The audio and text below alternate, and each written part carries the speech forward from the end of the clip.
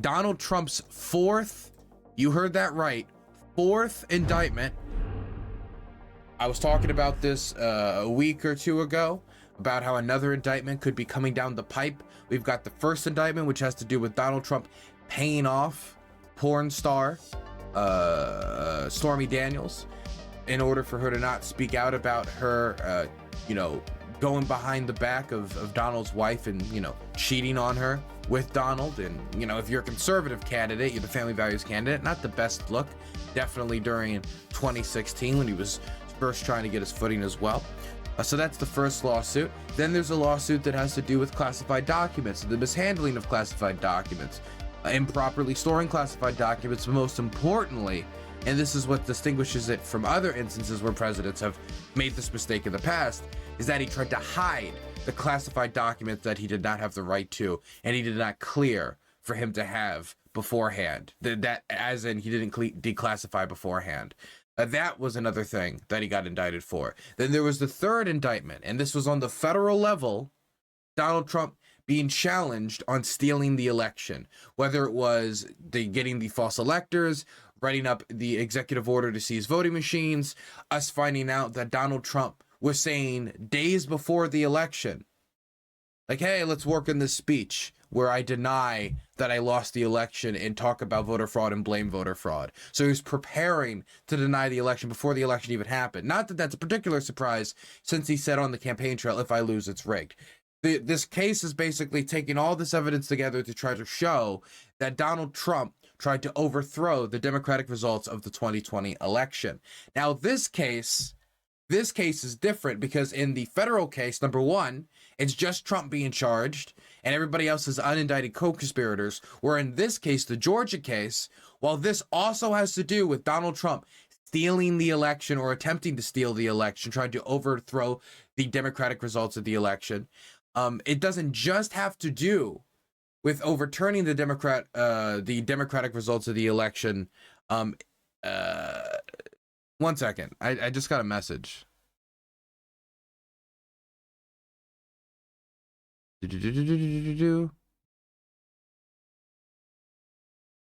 Okay, I'm back. So what differentiates this case is not only is it also challenging Donald Trump on him trying to steal or try to overthrow the Democratic results of the 2020 election, but it is also doing it on a local level. Now, that might not feel like a gigantic distinction, like, okay, he's being challenged on a federal level on stealing the election or attempting to steal the election, overthrow the Democratic results. Now he's being challenged on a local level. Why does that matter? Well, the difference is primarily federal crimes he can pardon himself for, or at least potentially pardon himself for. If he gets elected, he could potentially just be scot-free. Whereas in this case, with it being on the local level, Donald Trump has no veto authority. Donald Trump can't write or potentially write a get out of jail free card. That's one element to this case. Another element to this case which makes it different is that they're using local RICO law. Now, if you don't know what RICO law is, RICO law, one second, there's an exact abbreviation, which I am terrible at. One second, let's bring it up. RICO law. I'm terrible at abbreviations. RICO law. The Racketeering Influence and Corruption Organization Act. Now, this is a federal law that was put into place in order to help tackle the mafia, help tackle large-scale organized crime. But there's also a local version in Georgia, which gives Georgian prosecutors a lot more wiggle room, and they are trying to define what Donald Trump did as a organized criminal conspiracy that could fall under local Georgian RICO law, which can come up to 20 years in prison in penalty, 20 years in prison for crimes committed under these statutes. Now, I'm not saying that Donald Trump has been told you're going to get 20 years in prison, or if you lose, he's going to get 20 years in prison, or if he loses, he's necessarily going to see any time in prison. Maybe he is found not guilty on that charge, and he's found guilty on other charges that doesn't come with any prison time. Maybe he accepts some plea bargain. Who knows? But that is another distinction between this case and the federal case. The last distinction, and I already said this earlier, is the fact that He is not the only person being charged. 18 people are being charged. And this is a 97-page indictment that has come out. 97 pages. So there is a lot of evidence to sift through and a lot of charges to sift through. Let me just read a few of them. Not even all of them. Let me just read a few of them. Violating Georgia's Racketeering Act, solicitation of violation of oath by a public officer, conspiracy to impersonate a public officer, conspiracy to commit forgery in the first degree, false statements in writings and false filing false documents, influencing witnesses, computer trespass, theft and perjury, and of course the RICO statute. We can go through each and every one of these charges and what it has to do with. I don't think I need to do that. If you want a full legal breakdown, you probably should go to somebody with a degree in law and not me. I'm just giving you a general outline, but let me just touch on a few of these. When it comes to like filing false documents and, you know, claiming to be a public officer, impersonating a public officer, people can point towards the fake elector scheme, the Trump campaign trying to get people who they knew were not the legitimately elected, the duly elected electors, and running a false slate of electors, knowing that it was a false slate of electors. That's just one of the pieces of evidence against them. I'm sure any of you guys can go online and look at the rest of it. The main piece of evidence that people keeps referencing, and we've talked about this on the channel before, it was very high profile when it happened, but has gotten a lot less attention recently. This case has brought attention back to it, and I'm happy that it has. The main piece of evidence in this case that you do need to know about is that Donald Trump had a call with Brad Raffensperger, who is the Secretary of State of Georgia. And the attempt of the call, the purpose of the call was, if you listen to it, and I think if you have an honest interpretation, definitely when you look at the swath of the evidence, Donald Trump denying him losing, he was going to lose in advance, and if he does lose, it's rigged, him planning to have speeches about voter fraud, stealing the election from him in advance, the fake electors. If you look at the large swaths of the evidence, it points towards him trying to overturn the Democratic results of the election. But he in this call with Brad Raffensperger and different Georgian government officials, he tells them specifically to find the votes necessary for him to win. Specifically, the exact number, I believe, was like 1,481 necessary for him to win. Now, there's a few different interpretations that people defending Trump are trying to make of this. It's like, well, it's not actually Trump telling them to find the votes in order for him to win. This is actually Trump saying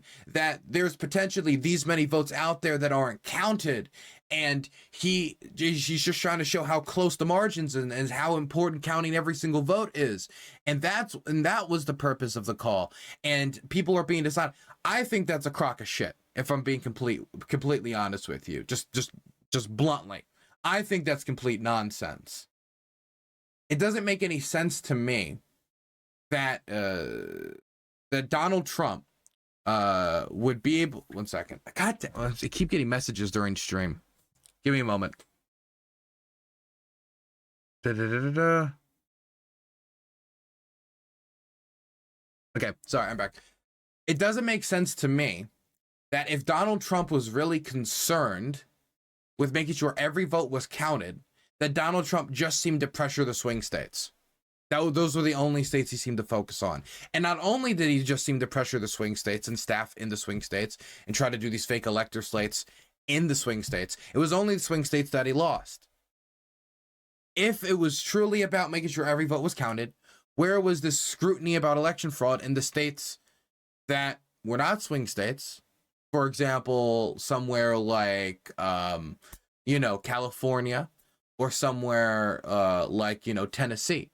Or, I think, and this is a better example of it, why was there not, if it was like, well, those votes matter less, the swing states votes are what matters, because we already knew what those states were going to go to. I already think you're giving him too much credit. But he also didn't do it in places like Florida, in swing states that the Republicans won, because the purpose was to overturn the election, at least in my mind. We can listen to the audio very quickly, or at least a snippet of the audio, so you guys can come to your own conclusion if you want. One second. Let me look it up. Trump, Georgia audio. And then we can talk about the reaction to this, because that's the main thing I wanted to talk about, because the reaction is very interesting. Okay, Here it is. Let's listen to some of this audio. We have won this election in Georgia based on all of this. And there's nothing wrong with saying that, Brad. You know, I mean, having a correct, the people of Georgia are angry. And these numbers are going to be repeated on Monday night, along with others that we're going to have by that time, which are much more substantial even. And the people of Georgia are angry. The people of the country are angry. And there's nothing wrong with saying that, you know, that you've recalculated. Well, Mr. President, the challenge that you have is the data you have is wrong.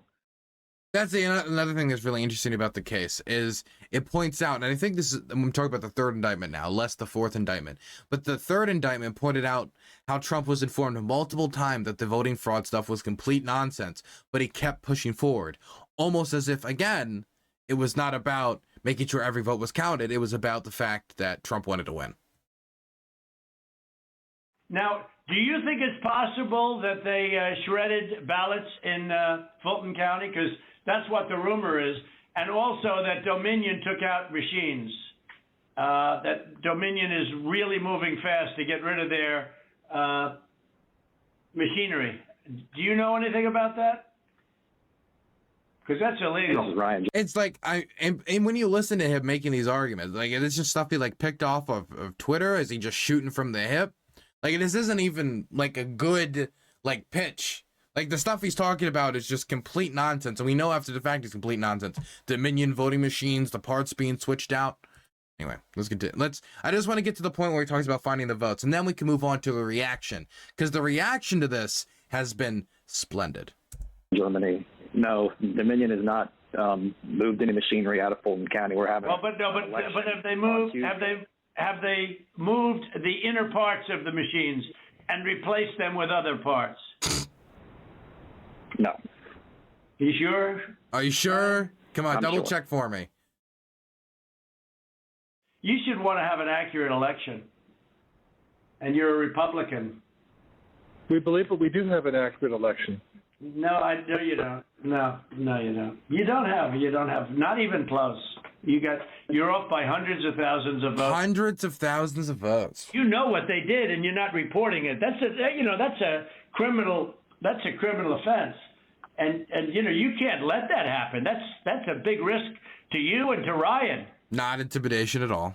Your lawyer, that's a big risk. But they are shredding ballots, in my opinion, based on what I've heard, and they are removing machinery. And they're moving it as fast as they can, both of which are criminal fines, and you can't let it happen, and you are letting it happen. I'm notifying you that you're letting it happen. So, look, all I want to do is this. I just want to find 11,780 votes, which is one more than we have, because we won the state. Yeah, so there's the audio. You can interpret that in any way you want to, but I think when included with the large swath of the evidence, I think it's pretty clear what Trump is trying to get at here. But, not everybody agrees with my interpretation of the events. Let's actually look at a few people who disagree with my interpretation of the events. Let's start with one of my favorite loud airheads, and I'm calling him this because not to just denigrate him because he disagrees with me politically, right? Which of course is a favorite patriotic American pastime. I'm more saying this because every time I hear Terrence K. Williams talk, it just seems like a bunch of bluster, a bunch of hot air with not much substance. Let's see if that changes this time. I'm always open to having my mind changed. I'm not perfect. He's not perfect. Not everyone's perfect. Maybe he's changed his ways since then and he's become a lot more substantive in his critique. Let's see what he had to say about this. I'm sick of the bull and then he censors himself. A lot of people won't like this video, but I'm tired of holding back. Oh snap, here it comes. Yes, I said what I said. Judge me if you all want. We don't give a flying F. I like how he says, I'm tired of holding back. I can't hold back, and he's about to drop the biggest truth bombs in the world, and he's still censoring his cuss words. Sorry, I'm nitpicking. We will vote for him, and there's nothing the Democrats can do to it. We don't care. We don't give a flying F about Donald Trump being indicted. Who's with me? And a bunch of hashtags. Let's listen to him. I'm giving y'all a fair warning right now. If you are sensitive, you ain't gonna like this video because I'm sick of holding. Okay, sensitive viewers. I know I have a lot of them in my chat. We're a community of libtards. Please skip ahead. Okay, skip ahead. Mute the stream if you're watching this live. If you're watching this on YouTube, pause or skip ahead. You know, fast forward for the sensitive viewers in chat. Just wanted to give you a warning. Back. I'm a lot of people are not gonna like this, but I'm sick of holding back. I'm sick of not saying what I really want to say. I'm sick and tired of keeping it clean. I'm sorry. You cannot say I'm sick of tired of holding back. I'm sick of tired of keeping it clean, and you're still. I mean, it sounds like you're still dedicated to keeping it clean. I'm sorry. Okay, nitpicking, but it just feels silly. No longer keep it clean on here at all. I can no longer hold back the things that I really want to say. I can no longer. You know what this reminds me of? You ever seen that SpongeBob meme where like SpongeBob and Patrick are on the very small size like kiddie amusement park ride, and they're like, "Whoa, this is really hardcore." That's what it feels like a little bit. I don't know if anybody has that image. Say these things behind closed doors. I'm no longer keeping it clean. So excuse my language, okay? But what's going on with President Trump is a bunch of bullshit. And I got one thing to say. There we go. So he did cuss. Wow, there it is. So why in the... maybe it's for the algorithm. I don't know. Fuck these Democrats. Fuck them all. Fuck them all. Yeah, I said it. Fuck every single last one of them. Because this shit that they are doing is absolutely insane. It is disgraceful. Our founding fathers are rolling over in their graves right now. You know what? That's a good point. I remember, I don't know if you guys know about this famous debate. It was I think it was between John Adams, Alexander Hamilton, that one Prussian general that trained our army, George Washington, a lot of John Hancock, a bunch of different founding fathers. And what was really interesting about this meeting that they had is they all sat together and they decided, we believe these truths to be self-evident. All men are created equal. Unless you're the president, then you can get away with literally anything and never go to prison. It was a really inspirational part of our Declaration of Independence. I think it was smudged by coffee stains, though. It's not in all the versions. Another indictment. Another indictment. For what? For what? What did he do? The only thing he ever did was say he was going to make this country great again. You can't even read the indictment. What did he do? What did he do? Man, it'd be really convenient if there was a detailed list that somebody had put up, maybe in the indictment format of 97 pages. And that's just one of the indictments that could show me one of the many crimes that Trump committed. Like, what did he do? Just violation of Georgia's Racketeering Act, solicitation of violations of oath by a public officer, conspiracy to impersonate a public officer, conspiracy to commit forgery in the first degree, false statements in writings and false documents, influencing witnesses, computer trespass, theft and perjury, and violations of the Racketeering Influence and Corrupt Organization Act. Now, that is according to the Georgian government. That's just one indictment. That's not even talking about the other three, or any other criminal activity Donald Trump could have been involved in during his presidency, or has been accused of during his presidency, and has not been brought to court for. Yet.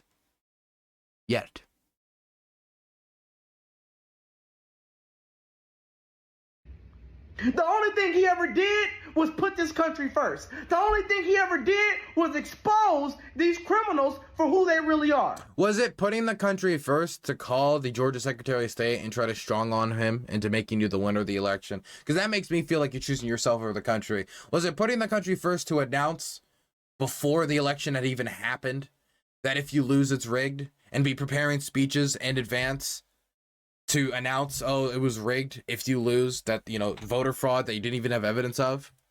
Because you couldn't have had evidence of because the election hadn't even happened yet. Is that putting the country first, or is that putting yourself first? What about the fake electors? How was pushing forward these fake electors and writing up executive orders to seize voting machines, and talking about trying to, I mean, John Eastman, people have been trying to like praise him as like one of those brilliant legal minds of the world, but I mean, John Eastman's recommendation of the use of the Insurrection Act, is that really putting the country first, or is that putting Donald Trump's personal political success first? And if they didn't steal the 2020 election, then they sure are acting guilty right now. If they didn't steal a damn thing, why they acting like this? Huh? Because the way they are behaving is how guilty people behave. When they have Guilty people behave, charge other people with crimes. Is that how it works? Dude, I would have loved, dude, Charles Manson should have made this defense. Jeffrey Dahmer was like, okay, I know they said I ate all those people, but that's exactly what a cannibal in hiding would accuse someone else of. Have you ever considered that, Mr. Judge? Oh, that's a really good point, Mr. Dahmer. Not guilty. been caught, it's bullshit. And President Trump don't deserve it. You know who deserves this kind of treatment? Hillary Clinton. How dare they arrest Donald Trump? It's dastardly that something like this could happen in the United States. It should have happened to the people I don't like. It should have happened to Hillary. This thing that I am acting like I'm principally opposed to, not really. Just do it to the other people. I'm just angry it wasn't the people I don't like. I'm just angry it wasn't Hillary. Well, okay, if you can prove that Hillary engaged in racketeering, okay, the charge her with racketeering. Yeah, and if you can prove that Hillary Clinton tried to push false slates of electors and was calling secretaries of states trying to make them change the votes. If you can prove that in a court of law, then like have fun with it.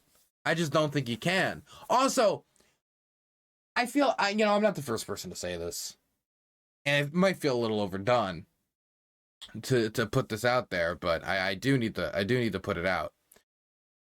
The irony only reminds, the only type of irony that even comes close to it is the fact that Andrew Tate said, I want to go to Romania in order to be able to profit off of the corruption, that he wants to be able to go to Romania because you can just pay off anyone, any judge or any police officer to get off with any crime, right?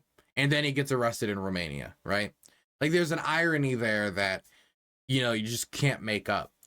The same way that exists with the Hillary Clinton case, with Donald Trump constantly going after Hillary Clinton saying, lock her up. And it wasn't just Hillary Clinton, it was other political figures as well. But then when Donald Trump commits a crime and then the court system tries to lock him up, now all of a sudden the idea of locking up people that you could politically disagree with, no matter if they're actually guilty of a crime or not, now it's a completely ridiculous phenomenon that you could ever hold a president to account like this. Oh, and I can go down the damn list. Let's go down the list. But I'm sick of it. Leave President Trump alone. And I'm telling you right now, we do not, please listen to the words that are coming out of my mouth.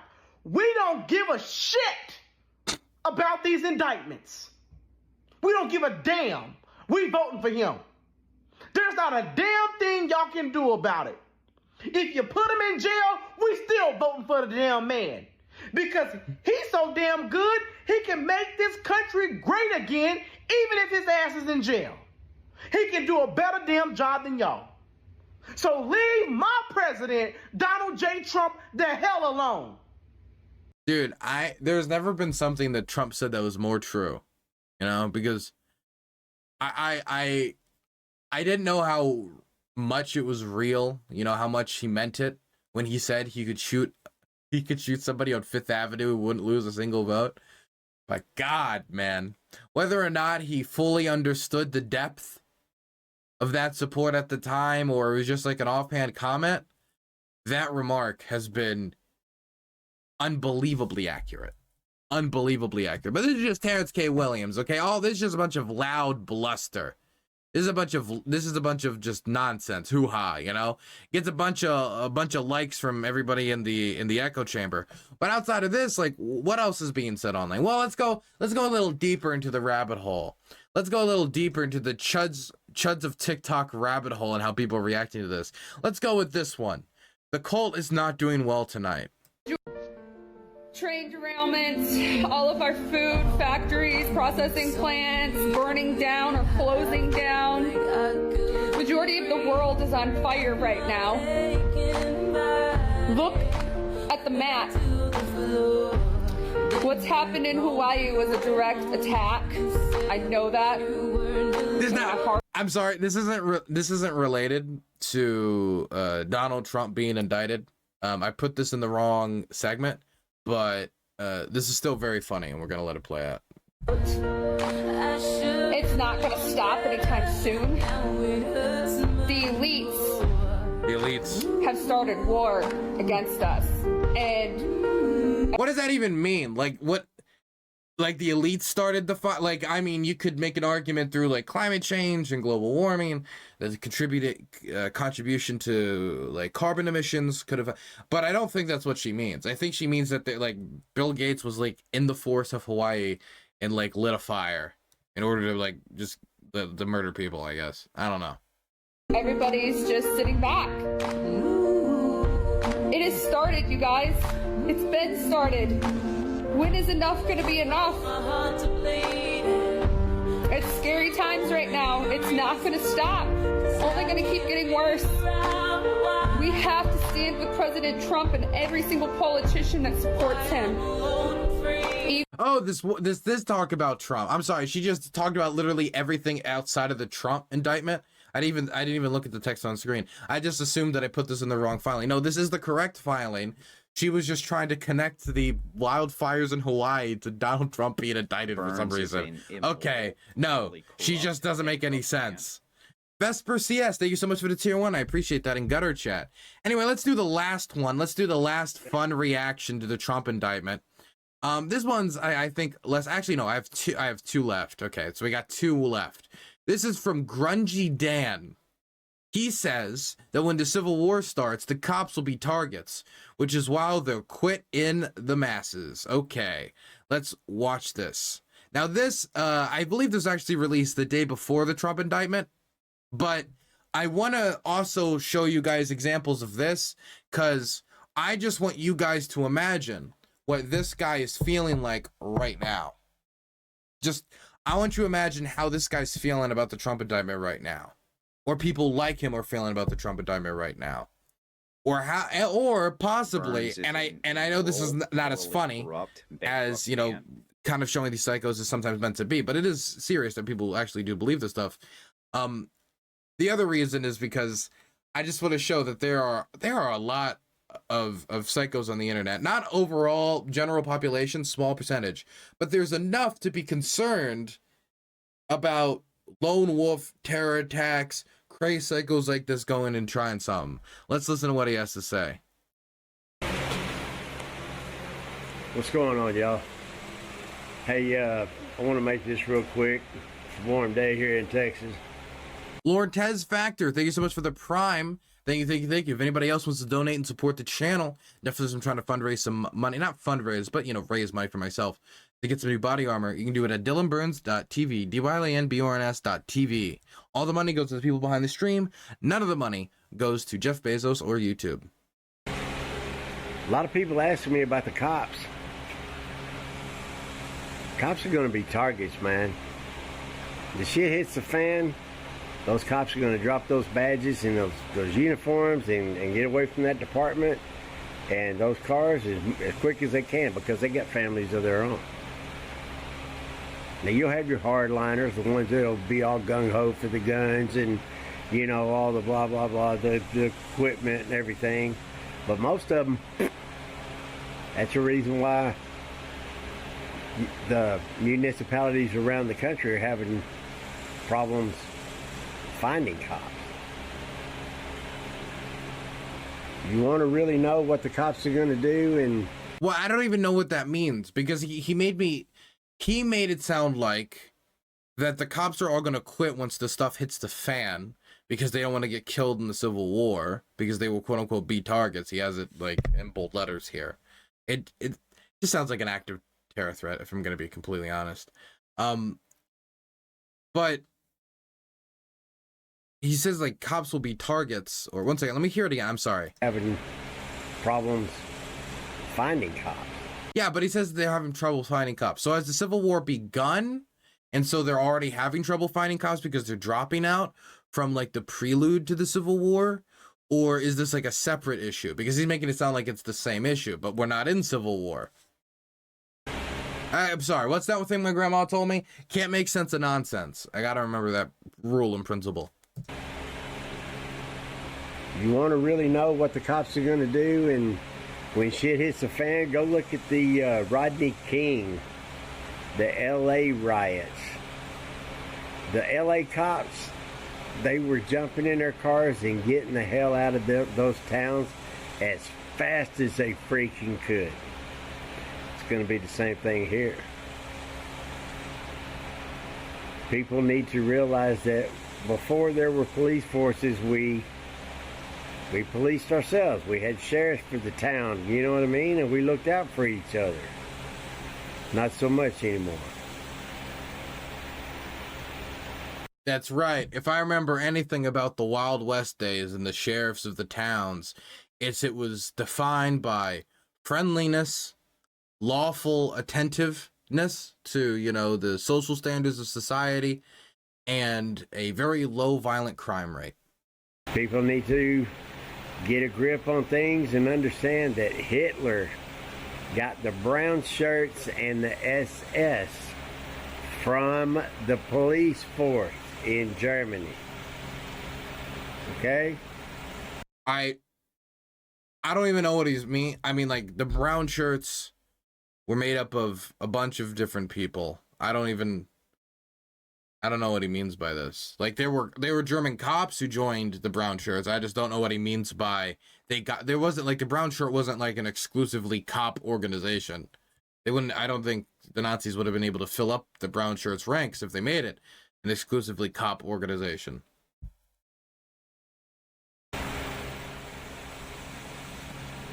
You need to figure out what you need to do if anything happens, because all these people that they're letting into our country from El Salvador, Honduras, Venezuela, southern Mexico, and all that, a lot of these people, they're very knowledgeable of weapons, tactics. They've been warring with each other, fighting. What? Okay, I'm not gonna watch the rest of this, right? But the idea that there are a set of people coming across the border, the southern border. We have a large group of people coming across the border who are like trained like Navy SEALs or like guerrilla fighters. They're like communist commandos, like a bunch of Mexican and Guatemalan Che Guevaras that are smuggling themselves into the United States. Why? What would even be the purpose? This is just like part of some grand plot. What's the plot?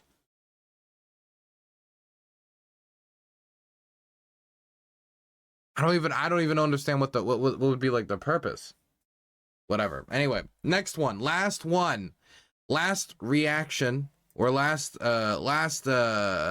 recent upsurge and far right lunacy. Another Civil War guy here. This man's calling for civil war, which he really just needs an edit. When he really just needs an editing program. What is with his pauses? Let's listen.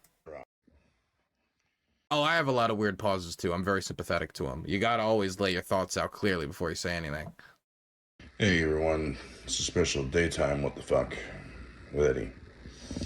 I keep seeing all kinds of stuff today about, you know, why isn't the mainstream media putting this news out, or why isn't anyone doing anything about this, about the ballots, about the government, about everything.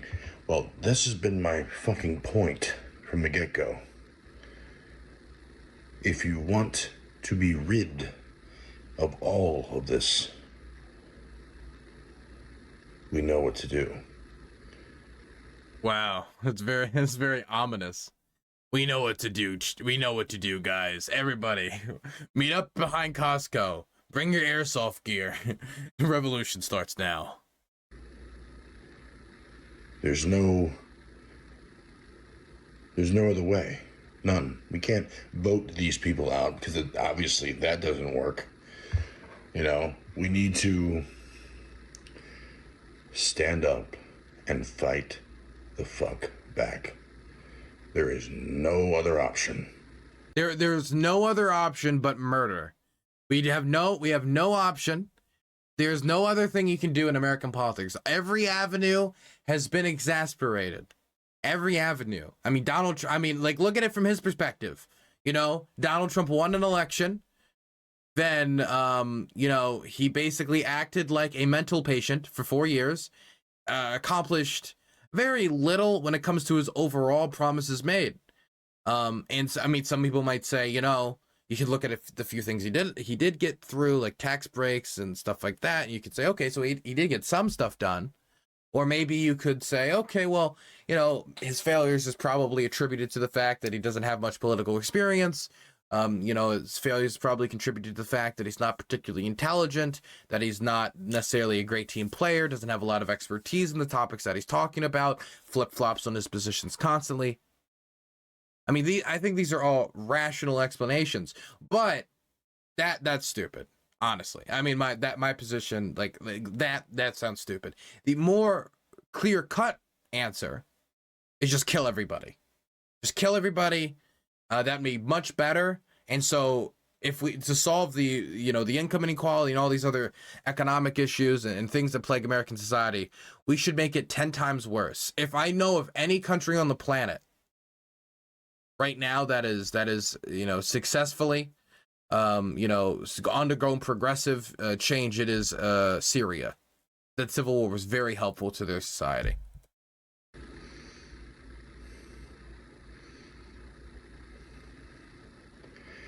I just don't know. I don't know what people want to think anymore. Like, what do you expect is going to happen when you don't do nothing to stop it? Nothing is working, so there's only one option. I mean, he didn't even say when he says nothing is working. What is he even referring to? Like, I wanted to pass this legislation and I failed, so we have to civil war time, or like I wanted a general vibe of change and Trump was supposed to give it to me and it didn't happen, so now violent. Like, what is he even referring to? Like, we tried everything and now we must be violent. In reference to what? Tried everything what?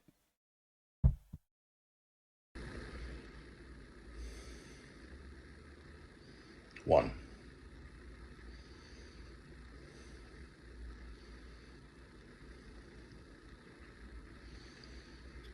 They have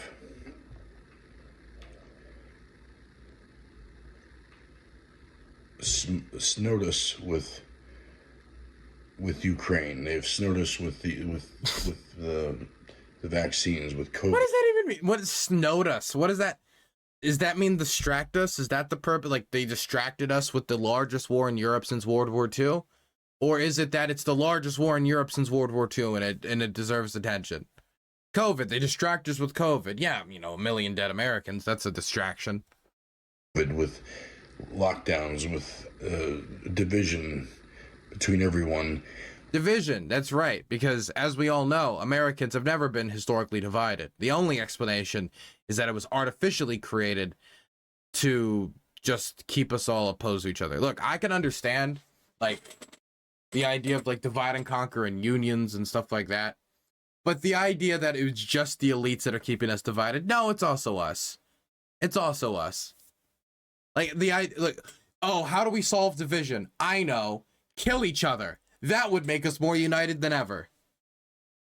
All of it. And it's working. Because no one will stop and actually fucking think about something of what's going on. They just keep letting it go. People are bitching about gas prices. People are bitching about everything. Well, that's a good point. If I know anything about the gas market, is it changes at the whim of who has the most guns. So if you take guns and you go to the bank and you say lower all the gas prices, they have to lower all the gas prices. That's the law. Well,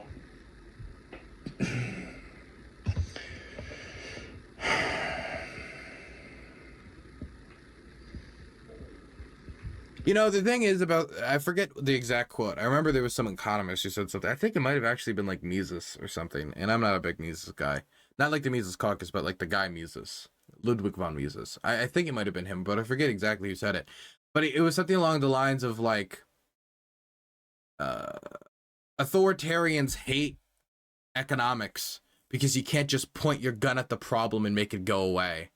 Like, you can't just intimidate the economy into like success and thriving. If you want to have a low unemployment rate, you can't just go to like the money managers and point guns at them and say lower the unemployment rate. You can't do that. And so it's very difficult for authoritarians who don't know what they're doing in order to deal with issues like this that are going to take a smidgen of expertise. So then again, like, how is civil war going to improve the economy? I would imagine civil war would probably worsen the economy. we need to strategically take out all of the locations that matter. What does that even mean? We need to strategically take out all of the locations that matter. To what? Matter to like a military base matters, right? Like a nuclear power plant matters. Like what it matters to what? Including the individuals in them. Okay, so that's just terrorism. That's just called terrorism. We arrest them all. We put them in whatever, holding cells. We arrest them all. Military will not. I think. I hate the tyranny of today's society. We should arrest all my political opponents. On what charges? That's not important. Military should join us, because I can guarantee most of the military agree with what I'm saying. Most of the military think we should all go start shooting our neighbors and bombing major important places. Yeah, I don't believe that. What we all think. Do I seem and sound like I'm batshit crazy? Yes. To some people? Yes. Probably because you aren't aware enough or don't want to admit it. I'm not aware of the economic benefits of starting a civil war. But we're all thinking the same thing. It's only ends one way.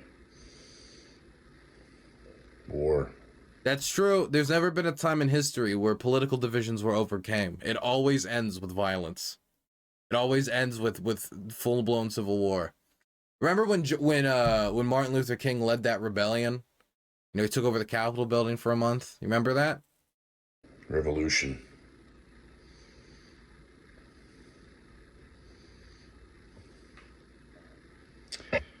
That's it. Could you imagine this guy being like, after some like violent overthrow, being like some appointed mayor, being some like military junta, like mayor or governor of some state?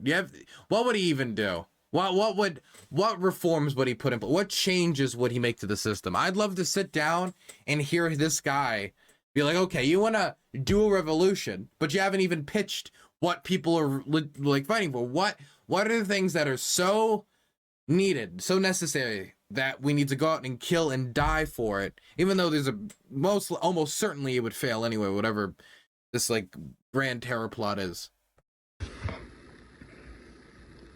So get your shit together and start making a difference. Wow. Productive, heartfelt message. Have a good one. Peace. Peace and love. World peace, man. World peace. Remember to stick with